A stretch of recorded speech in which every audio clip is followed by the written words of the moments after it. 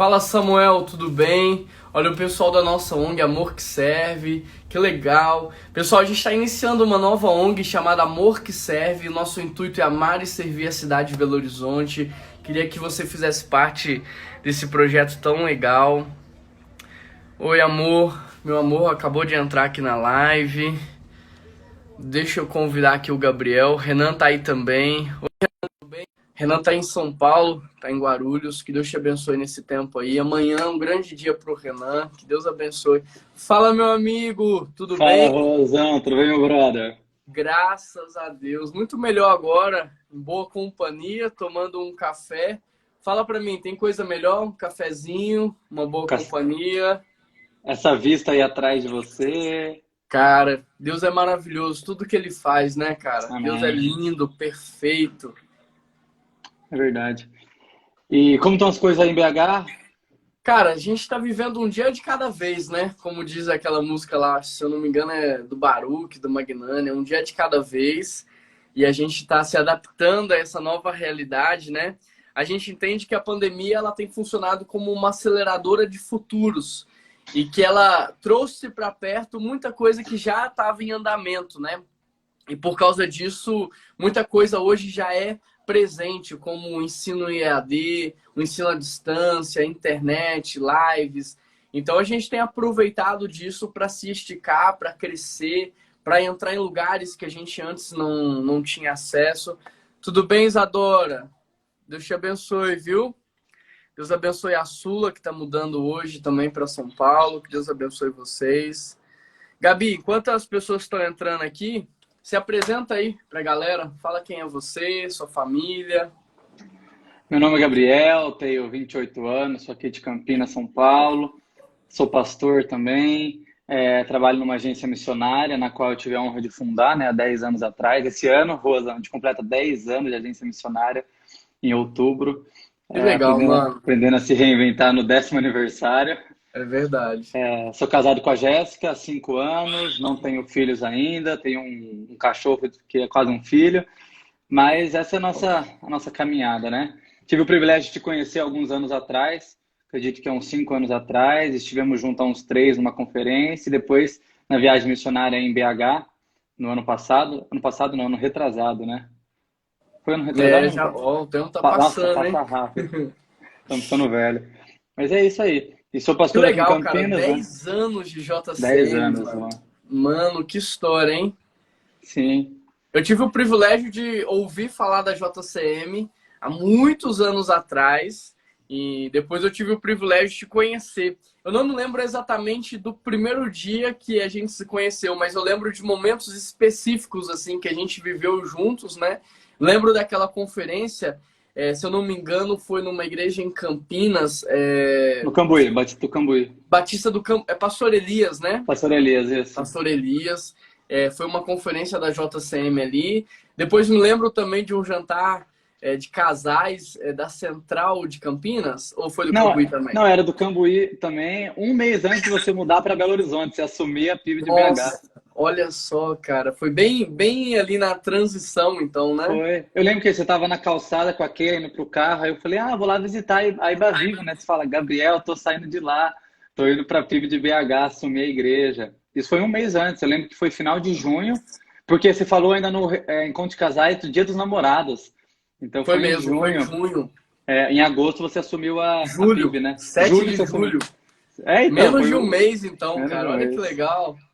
Eu É. lembro que aquele dia você falou para mim de um livro que depois eu comprei, foi bem importante, né?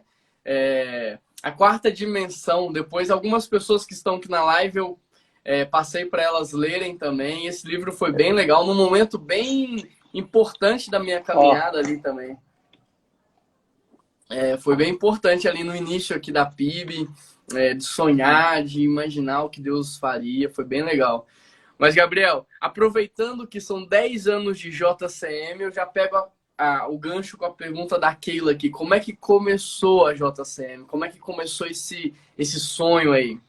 então, 1º de maio de 2010 foi quando Deus transformou minha vida, num acampamento de jovens, né? Eu estava no acampamento, Sítio do Abacateiro, inclusive, se eu não me engano, até você já esteve lá, acho que com a Bethesda.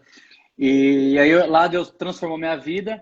E eu sempre fui um cara totalmente relacional, então eu sempre gostei de gente. E eu já fazia trabalhos missionários, só que eu cresci na igreja, né? Mas eu era convencido pelo evangelho, não convertido, né? Então eu já tinha falado de Jesus e outras coisas, amava missões, que eu sempre gostei de viajar. Mas depois de 6 meses, Deus já trabalhando no meu coração, após 6 meses da minha conversão, eu estava em outro acampamento, 12 de outubro de 2010, num acampamento ali em Paulínia. E eu com alguns jovens conversando, eu falei, olha, a gente precisa fazer alguma coisa para jovem, para falar de Jesus para as pessoas. Precisamos começar algo. E ali tinha um casal sonhador, a Marina e o Pedro, Marina e o Peu, que são de São Paulo. Ele falou, Gabriel, vamos fazer viagem missionária, então. Aí eu falei, então, essa é a proposta, vamos fazer. Aí eu lembro que eu cheguei em casa, isso eu tinha 18 anos, totalmente imaturo espiritualmente, e entre outras coisas. Aí eu cheguei em casa e falei, não, vamos fazer alguma coisa. E eu não conhecia a Jocum, né? Porque quem conhece o JCM vê que a sigla é bem parecida. Jocum é Jovens com uma Missão e a gente é Jovens cumprindo sua missão. E aí eu fui e falei, cara, é para jovem, a gente tem uma missão, então vamos cumprir. Aí eu escrevi isso. Eu lembro que eu fui numa confecção de camiseta e eu fiz no Word, daquele jeito que era bem Word mesmo, assim, jovens cumprindo sua missão. Aí eu fiz algumas roupas, falei, vamos para uma viagem missionária. Entrei em contato com o pastor e ele falou, olha, vem para cá evangelizar. E era na cidade de Monte Sião, em Minas Gerais. E aí eu lembro que na primeira semana de novembro nós fomos para lá com uns 8 jovens e fizemos a primeira viagem do JCM em novembro. Mas efetivamente o JCM nasceu 12 de outubro com a necessidade de fazer algo para jovens voltado para missões, que não tinha. Eu não era da Convenção Batista Brasileira, eu era da Associação Batista Brasileira, que é bem menorzinha, tradicional, igual a convenção, e eu lembro que não tinha nada para jovem. Eu falei, meu, a gente precisa fazer alguma coisa para jovem. E a gente recebia muitos americanos, muitas caravanas de americanos missionários, e aquilo enchia o meu coração. Mas eu não tinha aquilo lá como prioridade, porque eu não tinha sido transformado por Jesus ainda. E a partir do momento que eu fui transformado, ali eu vi que o gatilho começou para a obra avançar. Então, 1º de maio de 2010 foi a conversão e 12 de outubro foi o início do JCM. E Cara, isso aí. é muito legal, porque eu digo muito, e você comprova isso, que muitas vezes o chamado, ele vem bem próximo da nossa conversão. Alguns percebem e outros não. E por que o chamado vem bem próximo da conversão? Porque o que é a conversão? É a gente voltar a viver o projeto de Deus para as nossas vidas, que nunca deveria ter sido deixado de lado. Então, quando nós voltamos para dentro da família, nós entendemos o nosso propósito, né? E eu vejo que isso aconteceu contigo, porque nasce de um descontentamento santo. Acho que o Bill Hybels traduziu bem isso com essa palavra descontentamento santo, que você queria fazer alguma coisa, você não sabia bem o que fazer, e ali alguém jogou uma semente, cara, vamos fazer uma viagem missionária, e dali nasceu então a JCM em 2010, é isso? 2010. E Rua, eu vejo que isso é bom a gente enfatizar, porque eu acho que é o que falta muito nas pessoas, a gente até falar isso de forma direta, a questão do senso de responsabilidade, né? Eu entendi ali que, Deus transformou minha vida e eu preciso fazer alguma coisa pro reino. Assim, entender que agora eu tenho um papel. Não é simplesmente, pronto, sou salvo e tá bom. Não, eu tenho um papel. E Deus me deu a graça de poder participar de algo que ele já tinha para mim, que era o JCM. Então, assim como eu poderia ter falado não e fugir, poderia. Mas, assim, entender que ali era o propósito e eu estava embutido naquilo, eu precisava só falar, tô junto, cara, Deus fez o resto. Agora, e é interessante, você olha para trás, né? Foram 10 anos já, Rua. Você vai fazer 2 anos de PIB, cara. Então, assim, as coisas voam. Voam. Ô, Gabriel, e é legal porque, assim, tem muitos jovens nos escutando aqui agora, né? E a JCM nasce quando você tem 18 anos, despreparado, tecnicamente falando, né? Sem condições financeiras, sem recursos, sem nada. E é a mesma coisa a gente vê acontecendo tanto com José, quando Deus dá o sonho para ele, menino ainda, né? Davi, quando é ungido rei, ele é menino ainda. Jesus aparece com 12 anos no templo, depois só aos 30 que a gente vê Jesus de novo assumindo o ministério. Noé, a mesma coisa, Deus deu para ele um grande desafio, construir uma arca imensa. E ele não tinha capacidade técnica, ele não tinha nada. E todos eles a gente vê algo muito importante que mudou a vida deles, que foi a obediência. Então Deus não pediu recurso para nenhum deles, Deus não pediu dinheiro, Deus não pediu conhecimento, Deus só pediu obediência. E esses homens obedeceram. Por que que a arca de Noé deu certo? Por que que ela não afundou? Por que que ela flutuou? Porque Noé obedeceu. Por que que deu tudo certo na vida de Davi ali naquele processo? Porque ele obedeceu. Por que deu tudo certo em José? Porque ele obedeceu, ele foi submisso. E a mesma coisa eu vejo na sua vida. Com 18 anos, você obedeceu. E o resto, Deus faz, né? Noé não se incomodou de Deus ter dado para ele um grande desafio e pouco recurso. Estranho seria se Deus desse muito recurso e pouco E pouco desafio. porque não teria fé, não teria essa caminhada. E a mesma coisa foi na JCM. Nesses 10 anos, acho que o que você pode mais testemunhar é que quando a gente obedece, Deus faz, né? Sim. E sabe, Rô, a gente teve nesse percurso de 10 anos muita dificuldade mesmo, muitas lutas. E você sabe, você trabalha com isso, você vive vida missional diária também, porque ser pastor de igreja é viver missões diariamente. E assim, o problema financeiro é um problema muito grande, né? Mas é impressionante que Deus nunca pediu para a gente orar por dinheiro, né?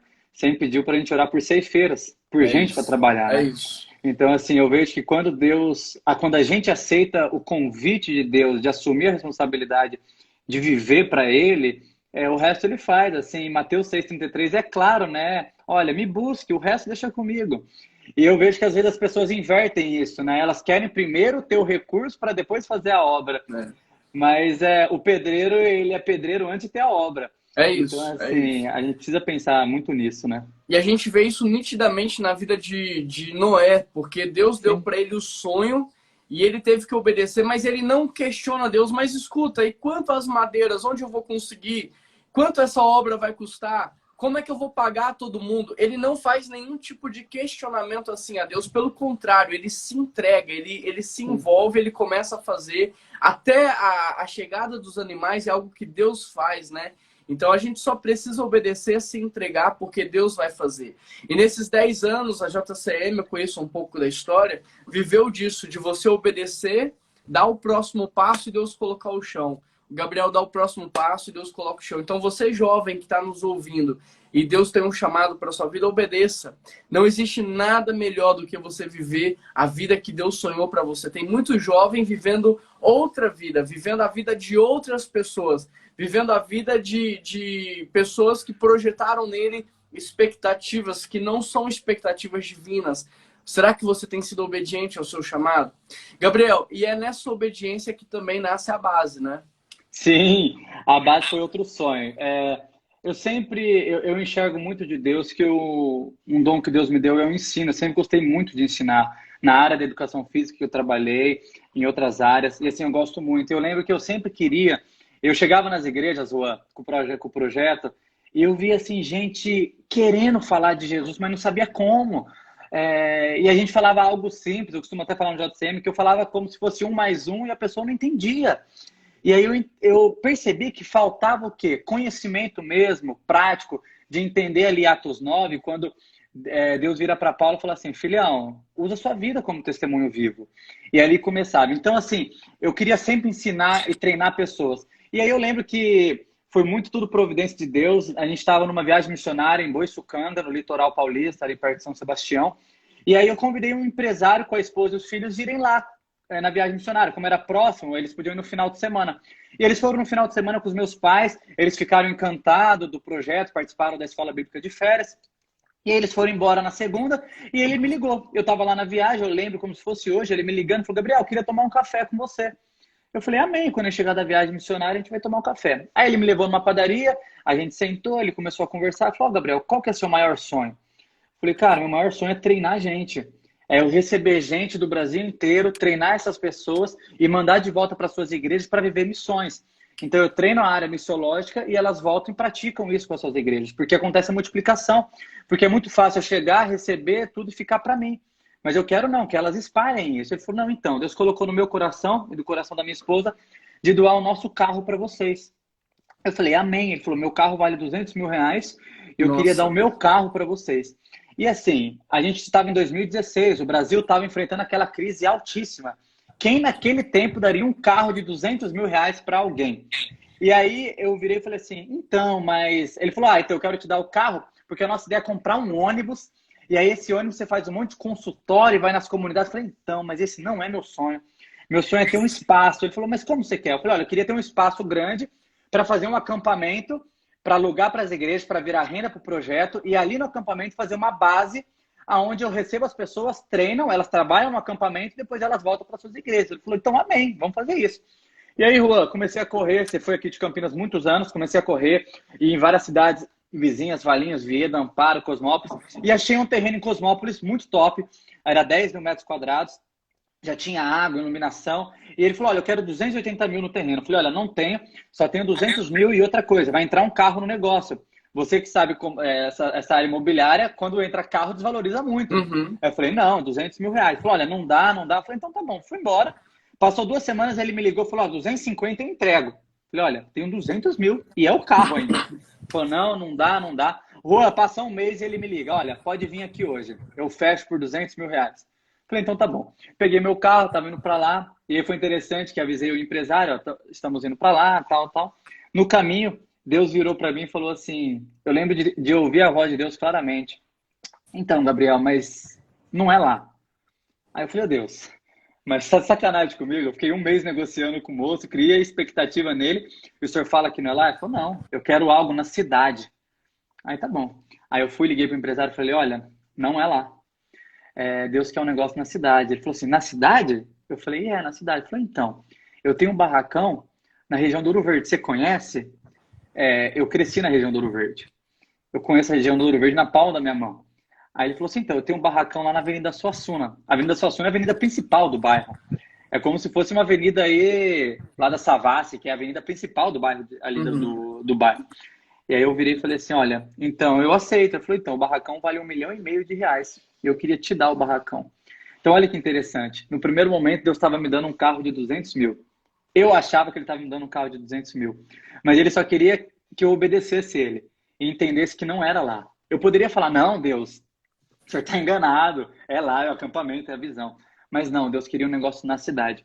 E assim, eu fico até falando disso agora com você, Rô, eu fico emocionado, cara, porque é totalmente relacionado à obediência. Eu Uhum. poderia ter aceitado o terreno lá. Era um terreno excelente, mas, meu, Deus queria algo dentro da cidade, para mudar a cidade. Quando você vira para mim e fala que a sua visão da PIB é uma igreja para a cidade, uma igreja na cidade, uma igreja da cidade, eu penso isso. A base transformar não é a do JCM, é a base era do Ouro Verde. E aí ali a gente começou, então a gente ganhou o barracão. Só que eu cheguei lá, era uma academia, tava destruída, destruída. Aí eu falei, Carol do financeiro, você conhece ela? Eu falei, Carol, quanto a gente tem para reforma? Ela falou, para reforma nada. Em caixa a gente tem 15 mil. Eu falei, vamos Uhum. usar isso, vamos pela fé. Eu tinha 15 mil reais, eu gastei 280 mil. Uau, Terminei o barracão sem dever nada. Não uau, sei da onde apareceu o dinheiro, é isso. mas eu sei que apareceu. Então, assim, Deus, ele cuida. Deus, ele É faz isso, acontecer. mano. E assim, tem muitas pessoas que elas querem o plano completo, né? Não, beleza, ô Deus, eu vou te obedecer, mas eu quero saber o que o Senhor vai fazer. E o interessante é que Deus fala para Abraão, só vai, porque eu vou te mostrar a terra. E traduzindo isso no nosso contexto de cidade, é como você dirigir o seu carro com um farol ali à noite na estrada e você não consegue enxergar a distância até o lugar onde você vai. Você só consegue enxergar os próximos 30 metros. E à medida que você vai dirigindo com o seu carro, você enxerga mais 30, você enxerga mais 30, até que você chega ao lugar onde você quer. E a vida com Deus é mais ou menos assim. Ele só mostra pra gente os próximos 30 metros. Então, naquele primeiro momento, Deus te mostrou, Gabriel, dá o próximo passo, porque eu tô nesse negócio. E você deu, e Deus veio com um carro, e você começou a correr atrás de algo para fazer com aquele recurso de 200 mil, ele te mostrou mais 30 metros. Assim você encontrou aquele barracão no Ouro Verde, que hoje é a base Transformar. E Deus te mostrou os próximos 30 metros, e você começou a equipar aquele lugar, reformar aquele lugar. E hoje, eu creio que Deus também já está te mostrando os próximos 30 metros. E aí eu te pergunto, Gabriel, quais são os próximos 30 metros da sua vida? Então, Juan, só uma perguntinha. O pessoal tá ouvindo bem? Parecia que tava meio que travando. Tá ouvindo tranquilo? Tá ouvindo bem? Acredito que sim, eu estou ouvindo perfeitamente aqui. Tá, não, então vamos continuar. É, Hoje, a gente tem na base aproximadamente 500 alunos, né? Muita gente envolvida, familiares e tudo. É, a gente não vê a hora de voltar, né? Então, os nossos próximos passos rápidos é querer a base voltar logo. Mas sim, eu tenho sonhado, Juan, e o meu primeiro sonho agora é a expansão da base em Campinas. Eu penso em abrir mais uma base em algum bairro carente em Campinas, para depois expandir. Eu sonho e eu acredito, assim como eu já disse isso anteriormente, outras vezes, que o meu avô me ensinou que você é do tamanho do seu sonho. E Deus trabalha nos nossos sonhos, se a gente estiver sonhando as coisas dele, né? E eu entendo que existe sim uma possibilidade de a gente ter uma base em cada estado do Brasil, expandir com essa visão. Porque assim, Juan, hoje a base Transformar, ela tem feito um papel muito intenso, assim como você falou da ONG, o Amor que Serve, que vocês estão fazendo agora, o projeto novo, a base tem feito isso, mas hoje a base Transformar em Campinas, ela tem corrido sozinha. A gente foi atrás de algumas igrejas da região próxima para nos apoiar, não financeiramente, apoiar cuidando das pessoas, a gente não teve esse auxílio. Então, assim, a gente entende que a base Transformar, ela é algo relacionado diretamente com uma igreja local. Então, a nossa ideia é o quê? Trabalhar a base Transformar expandindo para outras regiões, mas com igrejas parceiras. Por quê? Rua, eu cuido da base de segunda a sábado, mas e final de semana? Quem cuida desse povo? Qual igreja esse povo vai frequentar? Os alunos que vão se convertendo, aonde que eles vão frequentar? Então, assim, hoje eu falo para você que o maior déficit que eu tenho na base é isso. Eu não tenho para onde enviar meus alunos. Foi por isso que a gente começou a fazer os cultos na base. A gente já tem sonhado, tenho conversado muito com o Thomas, ele está aqui no grupo, para quando voltar à base, a gente abrir célula na base. Porque, assim, falta isso. Então, eu tenho sonhado? Tenho sonhado outras coisas, expandir? Tenho sonhado. E Deus tem me falado o seguinte, Juan, que a base Transformar, ela vai ser relevante nacionalmente. E eu creio nisso, porque o nosso papel ele não é socioeducativo. Nosso papel é evangelístico. E assim, a gente sabe o déficit tão grande que existe isso no meio cristão. Assim, existe muito social, às vezes não relacionado com o evangelismo, ou às vezes existe muito evangelismo não relacionado com o social. E Deus nos deu a bênção e a unção de poder juntar essas coisas e fazer acontecer. Então eu acredito que o que será daqui para frente? Quais são os próximos 30 metros? Andar sobre as águas, sabendo que Deus vai expandir a base Transformar. Legal, mano. E você falou aí que só faz sentido com a igreja local, né? E aí tem uma pergunta aqui, deixa eu até procurar, tem várias, que tem a ver com isso que você tá falando. Peraí só um minutinho. Pronto. Como fazer com que os jovens entendam a missão além das viagens, mas essa missão, sim, da vida, do dia a dia, da comunidade local? Como ajudar os jovens a extrapolar isso? Porque tem muito jovem que vive missões intensamente nos projetos, né? Mas volta para casa, é um péssimo filho, é um péssimo estudante, não dá testemunho na cidade que ele vive. Então, como ajudar os jovens a entender que a vida ela não é dicotomizada, mas que a vida ela é integral? Eu acho que é esse sentido da pergunta. O que você teria a dizer? Eu comparo viagem missionária, Juan, com um acampamento de carnaval. A pessoa vai no acampamento de carnaval, no dia do culto da fogueira, é aquela comoção, a pessoa se entrega, ela fala para Jesus, levanta a mão cantando Eis-me aqui, e fala para onde o Senhor quiser, eu vou voltar à minha faculdade, eu vou ser Jesus na minha faculdade, e aí passa uma semana e isso morre. Eu tenho convicção que justamente o que tem faltado nos jovens, nas pessoas que pensam em missões, falta convicção. E entender que missões não é para aquela pessoa, não, eu sou missionário. Não. Mateus 28, 16 a 20 fala claramente que todos nós somos missionários. Indiferente aonde você estiver. Só que você nunca vai para Judéia, Samaria e confins da terra se você não for missionário em Jerusalém. E Jerusalém é sua casa. Jerusalém é sua família. Jerusalém é seu bairro, é sua comunidade, sua faculdade. Então, assim, o que eu mais vejo é isso, sabe, Rua? Eu tenho ido atrás agora das viagens missionárias saber um pouco mais a fundo quem são as pessoas que viajam de primeira vez com a gente. E conversar com pastores e tudo mais. Eu já recebi respostas de jovens que eu tive que cortar, do pastor virar e falar assim, olha, ela vai para uma viagem missionária, eu achei até interessante ali na viagem missionária, mas na igreja ela não faz nada. A mãe dela só reclama dela para mim no gabinete que ela é uma péssima filha. E já aconteceu de eu cortar a pessoa. Porque assim, Juan, não tem sentido, nós somos uma pessoa só. Uhum. Então, assim, é muito fácil você ser missionário na viagem missionária onde ninguém te Ninguém conhece. conhece sua história, sua família, né? Ficar 15 dias é fácil. Ficar 15 dias você até apaixona pela pessoa. Você até É acha verdade. ela fantástica. Mas no dia a dia é diferente. Então, assim, só pai e mãe para mostrar quem nós somos realmente. Então, eu acho que, assim, respondendo a pergunta, como a pessoa tem que entender o que é missões? Você se converteu? Você aceitou Jesus? Você entregou sua vida para Jesus? Deus mudou sua vida? Você já é missionário. Então Uhum. não é como eu vou me tornar, você já é. Eu acho que é vestir a camisa e assumir a posição, a responsabilidade que é sua. Pronto. Mudou minha vida, eu sou missionário. E dali para frente mudar. Ó, vamos É. lá. O Renan tá É só, perguntando, né? é só a Sobre mim, família? É só a família vai desculpa. perguntar? É. Pessoal, Manda participem pergunta. aí. Manda O pessoal do pergunta aí, que só JCM, o manda pessoal aí. da família nossa aqui que tá perguntando, né?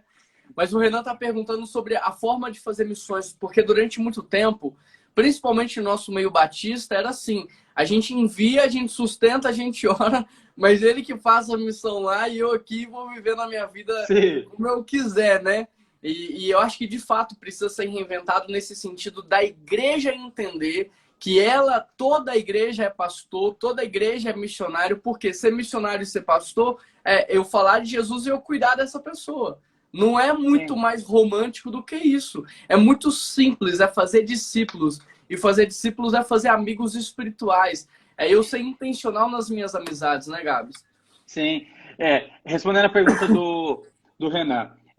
Agora, nesse tempo de pandemia, eu passei um tempo para estudar algumas coisas, pesquisar algumas coisas.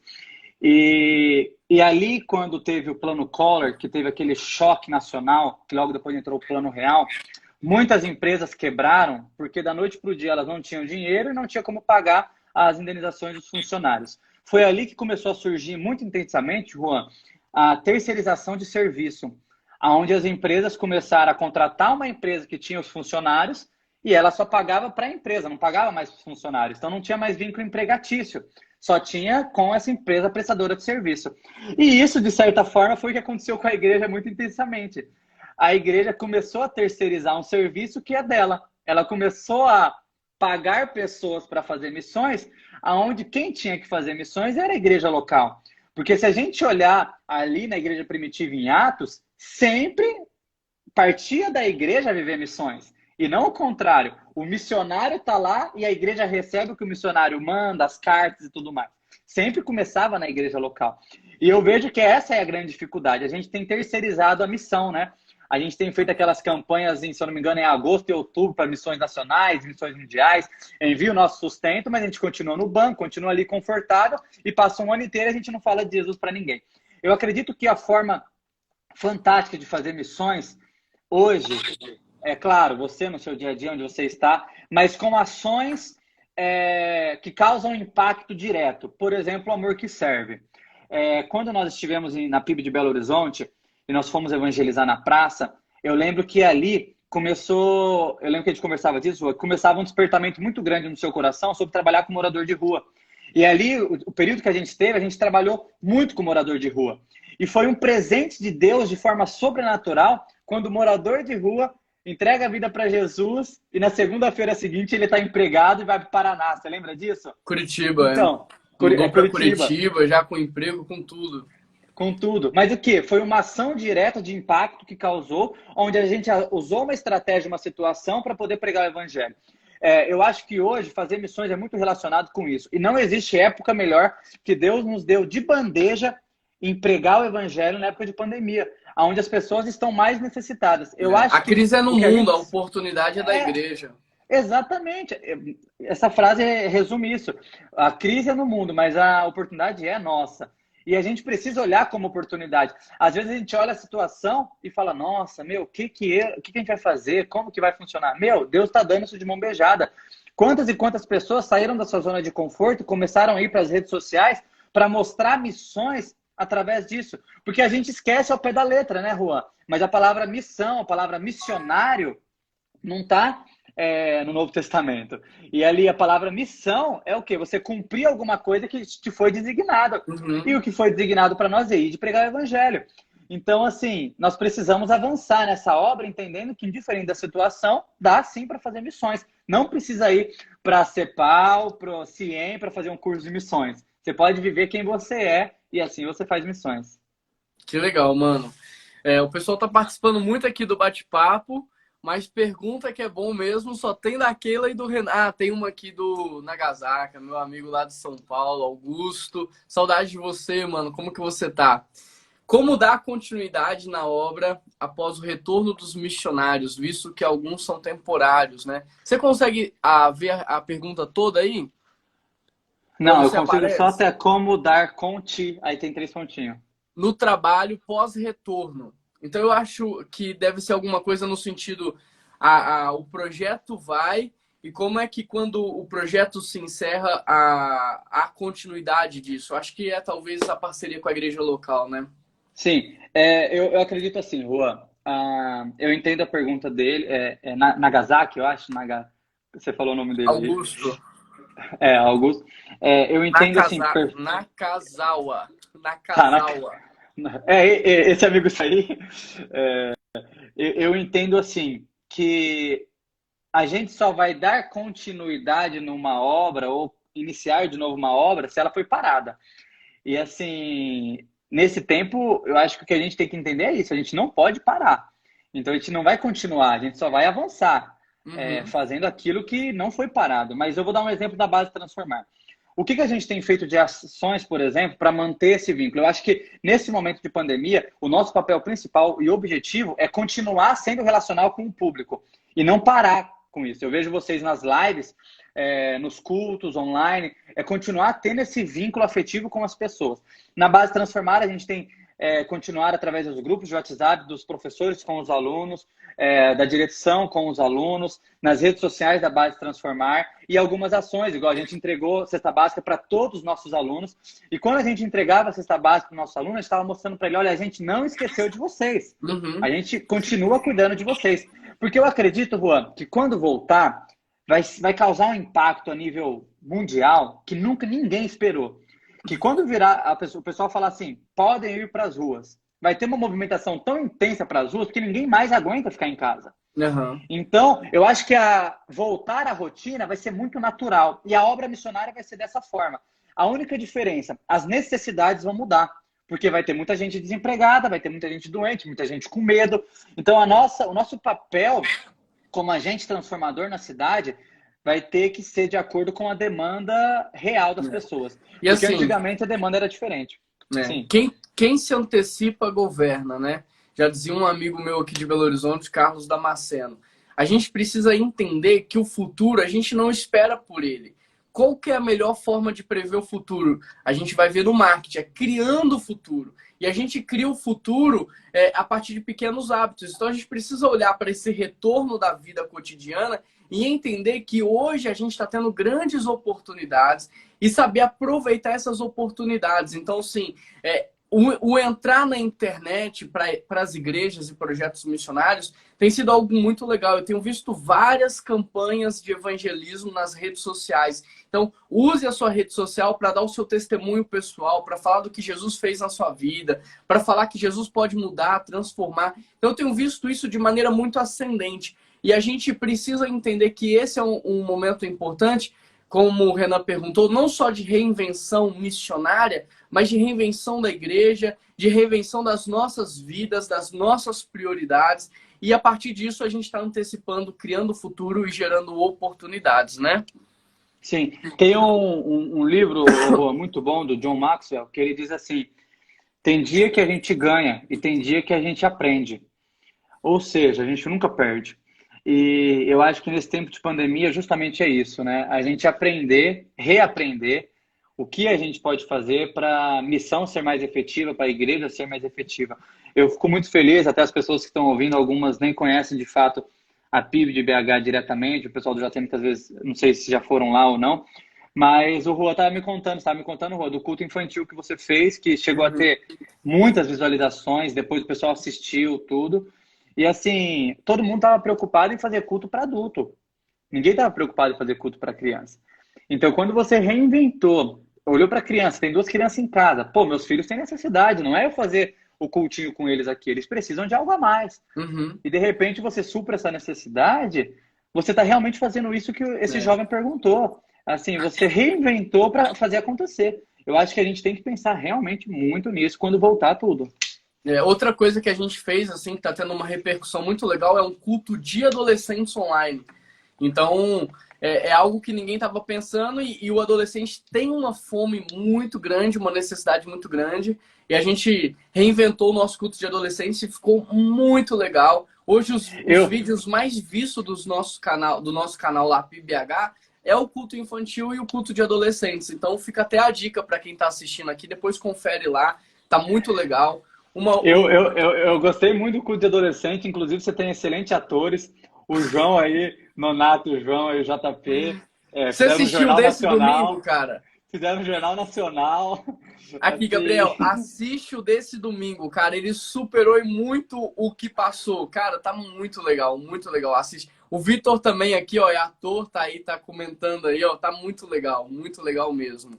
ó, tem um Agora, jovem que perguntou aqui, Nel Santos, uma pergunta o Neo interessante é aí, de dá uma São Paulo, olhada. região de Guarulhos aí. Dá uma olhada aí, é uma pergunta interessante. Você falou de crise em relação de trabalho e empresa e associou a igreja terceira missões. Na sua opinião, onde a igreja esqueceu da sua essência missionária? Durante muitos anos, o Juan ele é prova viva para falar isso de experiência e de estudo também. A igreja ela esqueceu de olhar para a Judéia e Samaria e começou a olhar também só para Jerusalém. Eu entendo que a missão não é só local também. E a igreja ela começou a se concentrar muito de forma local, começou a investir localmente, começou em templos, em estruturas e outras coisas, e esqueceu que vai além das quatro paredes.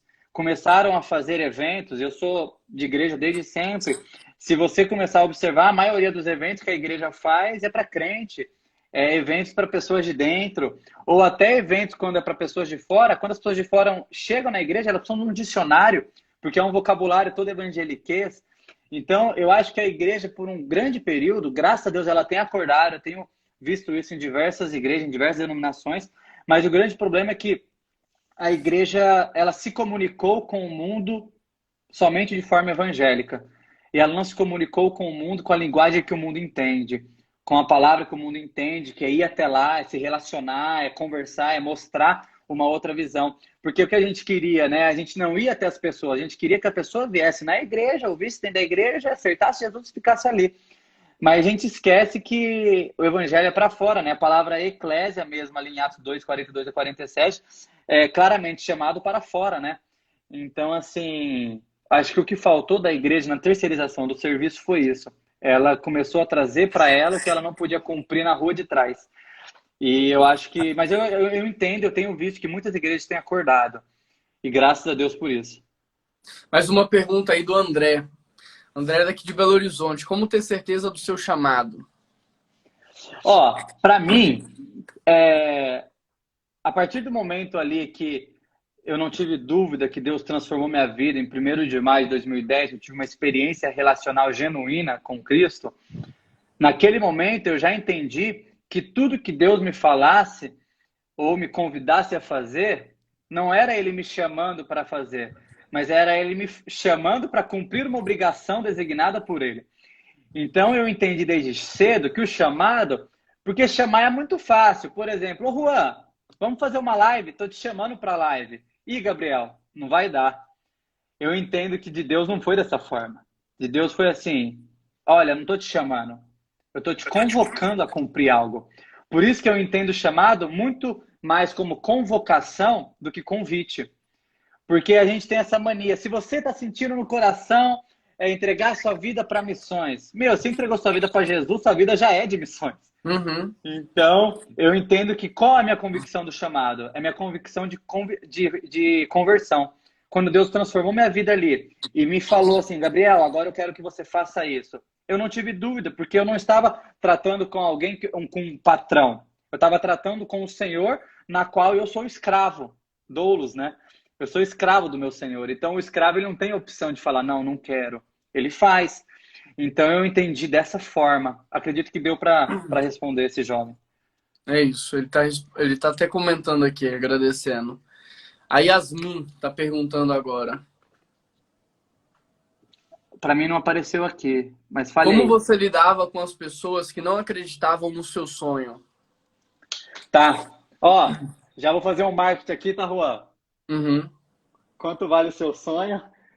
Quanto vale um sonho? Que é a camisa da base, que a gente fez uma campanha missionária. É... As pessoas não acreditarem no seu sonho, talvez não significam muito. Mas quando essas pessoas são seus pais, isso tem grande valor. E os meus pais não acreditavam em mim, porque eu vivia uma vida mundana, embora eu era da igreja, eu vivia uma vida mundana. De repente eu chego, com 6 meses de conversão, falo, não, agora Deus mudou minha vida, eu vou ser missionário. Alguém que não acreditou em mim, que só fez coisa errada durante 18 anos, em 6 meses vai ter a transformação. uhum. Nunca a palavra de Eclesiastes 3 foi tão verdade na minha vida como foi nesse período de chamado, conversão e efetivação do chamado. Porque eu tive que bater de frente com a minha família. E como que eu lidei com isso? Eu lidei sabendo, Yasmin, e o pessoal que está ouvindo, que não foram meus pais que me chamaram para missões. Quem me convidou para viver algo mais intensamente, de forma integral, foi Deus. Então eu não tinha que me preocupar com o que as pessoas falassem. Eu tinha que entender que talvez eu deveria deixar os meus pais, deixar algumas coisas de lado e focar apenas naquilo que Deus estaria fazendo. Só que uma coisa eu quero deixar de alerta para todos que estão ouvindo. Se Deus te chamou, Deus não é um Deus de confusão. Ele vai trabalhar na sua É família, isso. ele vai trabalhar nos seus amigos, vai trabalhar na sua igreja. Se o seu pastor olha para a sua vida e seu histórico e não vê missões, pode ter certeza que não tem alguma coisa de errado com o seu pastor. Tem alguma coisa de errado com você ou que talvez você plantou durante os anos. Então, assim, quando você tiver a convicção, opa, é para eu viver missões, tenha certeza que Deus já vai estar trabalhando no coração de familiares, no coração de amigos, no coração da igreja. E isso vai acontecer de forma natural. Eu lembro No muito Novo caso. Testamento o chamado era confirmado na comunidade, né? Sim. Antes de enviar a pessoa, isso era confirmado na comunidade como um todo, porque Deus não é de confusão. Então, quando ele fala contigo, ele fala com todo mundo também. Você falou isso, eu ia falar justamente disso, de forma clara, ali no Novo Estamos ligados Testamento. aqui. Então, é conectado. Filho de Zebedeu, né? É interessante que ele era pescador e quando Deus o chama para caminhar como discípulo, o texto diz que Zebedeu e os seus empregados continuaram trabalhando. Ou seja, se só fosse ele e o pai trabalhando e tirasse o filho, o pai ia ficar sozinho, mas não. Deus o permitiu viver isso porque já tinha outras pessoas para trabalhar junto com o Uhum. pai.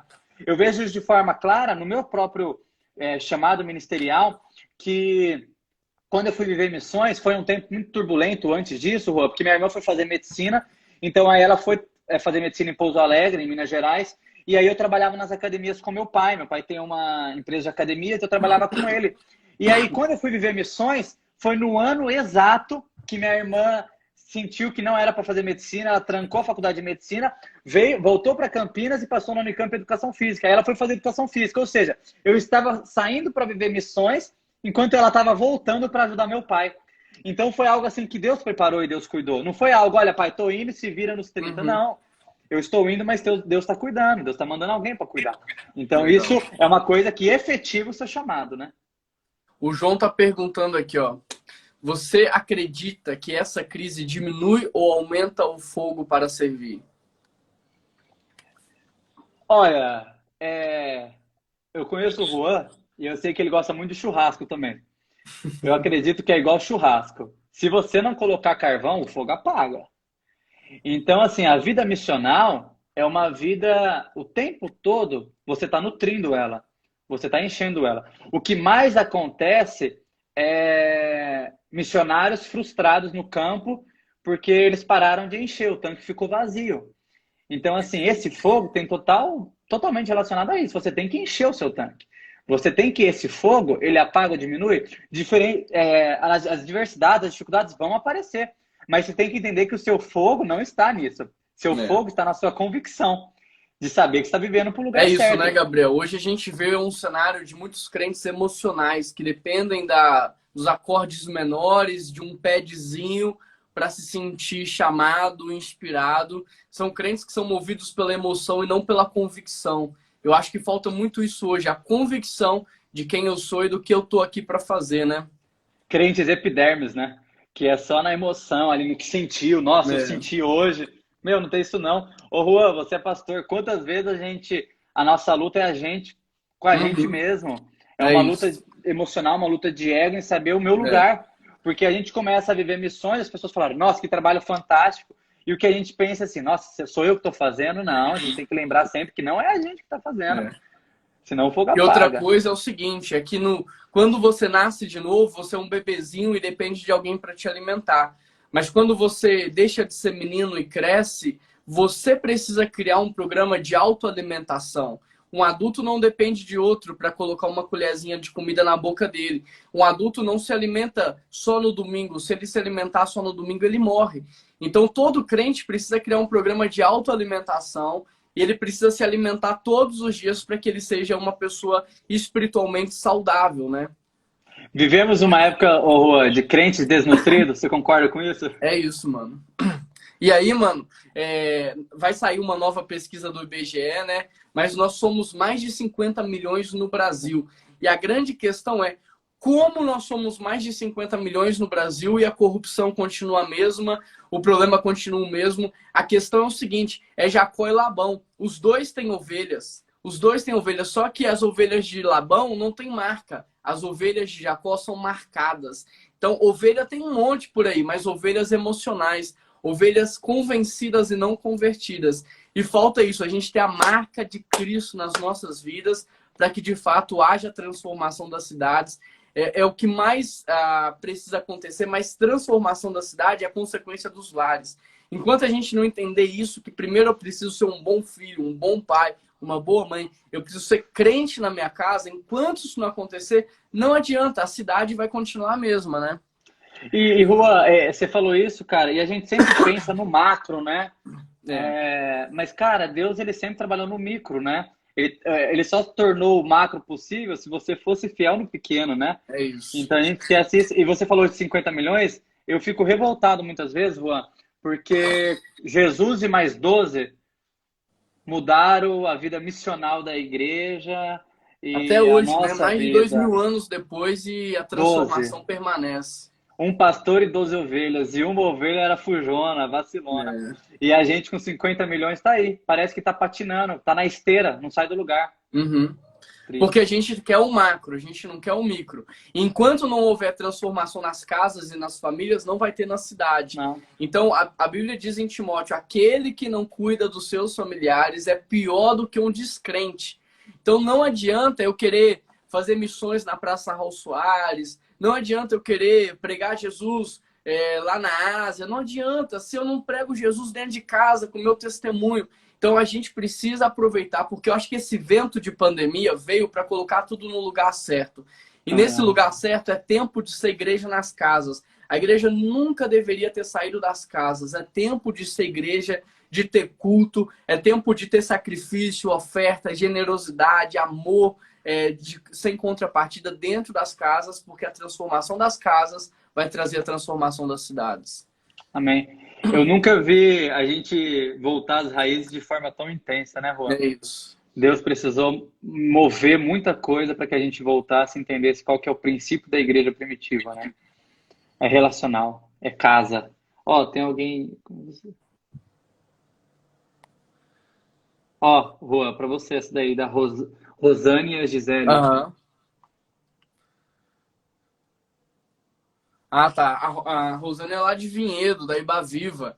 É isso, ela tá falando sobre a gente criar dentro da nossa casa um espaço, um ambiente. Então, por exemplo, no meu tempo de autoalimentação, eu crio um ambiente. Então, eu ponho uma música que eu gosto de ouvir, sabe? Eu faço um café do jeito que eu gosto de tomar. E eu entro naquele lugar, eu entro numa atmosfera. Por quê? Porque o Jardim do Éden não é só um lugar geográfico e físico. O Jardim do Éden é uma atmosfera de relacionamento, intimidade e comunhão. Com Deus. Então, eu crio uma atmosfera e eu não faço um tempo de leitura seca, de um estudo objetivo. Eu faço um culto. Então, assim, o meu tempo com Deus é um culto. Eu canto, mesmo sem saber cantar, sem pegar o tom, eu canto, eu toco, eu oro, eu leio, eu deixo Deus ministrar. Então, sim, é isso. É você ter um tempo de autoalimentação todos os dias. Isso é muito importante. Amém.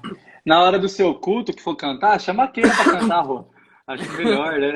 Aí, depois desse individual, a gente também Aí você tem o comunitário. o da nossa pequena comunidade aqui, que aí os meninos cantam, Keila canta, todo mundo canta, aí vira uma festa, né? O Thomas está perguntando. Ele fez uma pergunta também, boa aí também. como alcançar lugares e pessoas que não têm acesso às nossas lives e que não têm internet? Então, por exemplo, aqui no nosso caso, a gente gravou o culto em mídias também, né, em DVD, e a gente entregou para quem não tem acesso à internet. Todas as semanas a gente liga para todo mundo da igreja, principalmente os idosos. A gente faz visita do lado de fora da casa, então a gente fica do lado de fora conversando com quem está do lado de dentro. Então é isso, a gente se reinventar.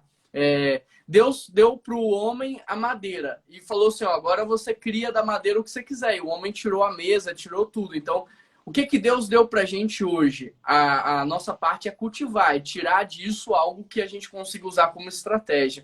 Por exemplo, Gabriel, tem 7 dias que eu entrei no TikTok. E eu estou usando o TikTok para evangelizar. E, cara, a quantidade de testemunho que eu tô recebendo de meninos de 9 anos, 12 anos de idade, falando que não aguentam mais a vida deles, que querem tirar a vida. Então, durante muito tempo aqui, eu tive essa indagação, tipo assim, o Instagram da PIB não alcança a nova geração. Então, todo mundo da PIB ali tem mais de 20, 25 anos no Instagram. O meu YouTube não estava alcançando a nova geração. E se a minha missão é deixar o evangelho para a próxima geração, eu estava tentando entender de Deus como. Aí começamos o culto infantil no YouTube, o culto dos adolescentes no YouTube, que está um sucesso. Mas eu entrei para o TikTok e comecei a evangelizar no TikTok. E eu estou conseguindo alcançar essa faixa etária aí dos 9, 10 anos, 12, 13 anos. E eu estou muito feliz. Agora, se a vida tivesse normal, eu nunca estaria no TikTok. Ia pensar nisso. Se a minha rotina tivesse normal, eu nunca teria entrado no TikTok. Então, assim, é olhar para o que a gente tem agora e entender as oportunidades que Deus está nos dando. Então, assim, em 5 dias, 7 dias, eu tô com mais de 20 mil seguidores no TikTok, com vídeos com 500 mil acessos. E não é o pessoal da minha igreja, não são crentes, são crianças que estão no TikTok tentando distrair a cabeça, falando de besteira. E aí, no meio de tudo isso, vem uma palavra de 40 segundos que alcança o coração delas. Então, é a gente se reinventar, entendendo que Deus está dando oportunidades e a gente precisa aproveitar essas oportunidades. É tempo de aproveitar oportunidades. Amém. E você falando isso, Rua, é uma coisa que ficou claro para todos, esse testemunho seu mostra isso, que as pessoas nunca estiveram tão carentes como o tempo de agora, né? Muito, cara. E muito. ontem eu tive a oportunidade de falar com um irmão lá do Cambuí, um membro do Cambuí. Eu falei, olha, eu queria falar com seu pai, tá? Mas ele não tá atendendo o telefone, que ele fez uma cirurgia. Aí ele falou para mim, Gabriel, fica tranquilo, hoje à noite eu vou lá cuidar dele e eu te ligo de lá para você falar com ele. E aí ele me ligou, a gente fez uma videoconferência. E aí, quando ele me viu no telefone, o pai dele, ele ficou emocionado, porque assim, ele não tem acesso a essa tecnologia. Aí quando ele olhou, falou assim, nossa, eu falei, eu queria fazer uma oração pelo senhor. Aí ele falou, mas por aqui? Eu falei, por aqui. Mas assim, eu imagino você, Rua, talvez 60% da sua igreja é acima de 60 anos. Então, assim, é um público idoso. E quando você consegue chegar até eles, usando a tecnologia ou outra forma relacional, eles se sentem amados, né? Muito. Porque eles não se sentem esquecidos. E eu acho que o que tem acontecido muito isso, por que essas lives, tanto de cantores seculares, cantores gospel, tá tão famoso? Porque as pessoas precisam se sentir amada, sentir alguma coisa diferente. Elas querem pertencer fazer parte coisa. de algo. Então eu acho que o que falta realmente é isso, cara. Mas olha, que bênção. Eu vou te seguir lá no TikTok, tá? Vou dar uma olhada lá. Você já tá no TikTok? Não, tô não. Vou fazer hoje, cara. Faz, mano. Aqueles vídeos que você tá postando no GTV, começa a postar no TikTok lá. Deixa Deus te usar lá. As pessoas estão muito carentes, muito carentes. Mano, quanto mais escuro o lugar, mais a luz brilha. Então pode ser a luz do relógio, pode ser o brilhozinho do relógio. Se o ambiente está muito escuro, aquilo ali já vai fazer diferença. Então palavras pequenas no ambiente de escuridão fazem toda a diferença. Não só você, mas todo mundo que está nos ouvindo aqui. Use as suas redes sociais para evangelizar. Não fique usando o Instagram só para ostentar, para postar que você faz, que você é bom. Não, usa para evangelizar, usa para dar testemunho. Seja missionário integral, aonde você estiver, o tempo todo, que a sua vida seja um testemunho vivo de Cristo. E hoje a tecnologia é o folhetinho de antigamente, né? É. Vamos lembrar disso. É a forma que Deus deu. E que daqui 20 anos vai ser outra. Daqui 10, 5 anos vai ser outra. Mas essa é a forma que a gente Como tem. diz o nosso amigo Thiago Marques, a forma a gente pode mudar. A gente não pode abrir mão da essência. Mas a forma a gente vai se reinventar. A igreja, nesses mais de 1000 anos aí, está se reinventando sempre. Agora, a essência a gente não pode abrir mão. O evangelho a gente não pode abrir mão. Mas de estratégia, forma, isso a gente pode repensar sim. Amém. Gabriel, tá acabando o nosso tempo aí. Aproveita para se despedir e deixar uma palavra final aí pro pessoal. Quero agradecer primeiro, Juan, assim, pela amizade, pela parceria, pelo tempo de caminhada, pelo que a gente tem vivido, sonhado. Agradecer a PIB de BH, continuo orando por vocês fizeram parte da história. O pessoal não sabe, mas eu tinha mandado mensagem para 12 pastores em julho, falando da viagem de janeiro, que a igreja de Fortaleza tinha cancelado, e o Juan, de prontidão, falou assim, faz aqui. Ele tinha acabado de chegar, tinha um mês que ele estava na igreja, ele falou, faz aqui. E foi uma bênção, assim, Deus fez grandes coisas naquele local, foi um tempo de assim, promessas de Deus para esse local. Então eu quero agradecer o carinho de todo mundo que acompanhou a gente, que estava ouvindo. Já faço um convite, hoje às 8 da noite, no meu Instagram e no do Thomas, a gente vai fazer outra live falando sobre missões de vida missionária, vida diária. Então, ixi, a internet vai cair hoje, não vai aguentar essa live de peso aí. De peso mais ou menos, né? Porque eu emagreci mais o peso do Thomas. Mas eu quero agradecer e a palavra para vocês. Não é você que vive missões. É Deus que vive dentro de você missões. Amém.